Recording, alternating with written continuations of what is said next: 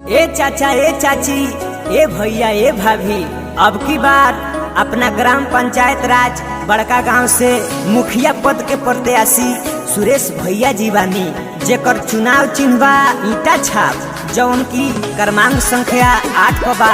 तो अब की बार अपना पंचायत के मुखिया सुरेश भैया के बनाई आ ईटा छाप पर बटन दबाई। अब की बार इन्हीं के मुखिया बनाई, याद रखी ईटा छाप। घरे घर पता कोइनी पूरा पंचायत में गोइनी, ईटा छापू के चर्चा सुन के मन मन खुश भइनी।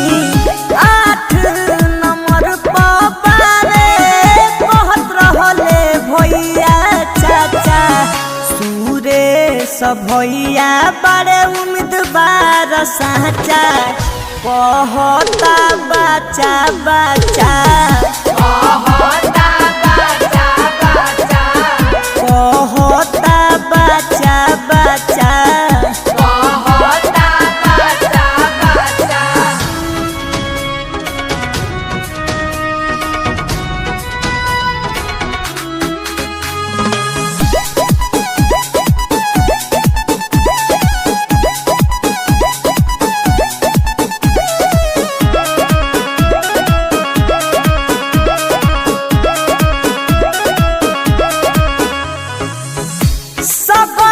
बसोर चारू ओर सुरेश भैया के रउए लोखे भैया बानी सुनी इनका नैया के, इनके जीतई हर भैया।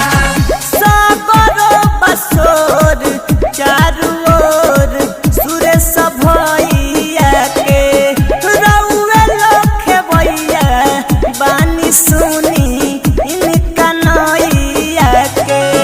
करिहना भूलया पति केहू ना बाइन कसे अच्छा, सुरेश भैया बड़े उम्मीदवार साचा, कहता बच्चा बच्चा, कहता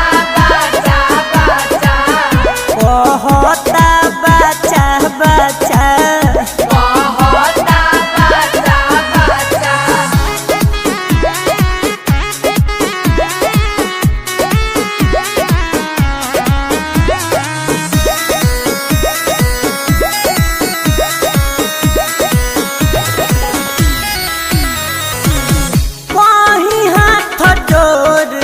अर्जी मोर सब करार करी, सुरेश भाई के सपना अपना रउआ लो साकार करी।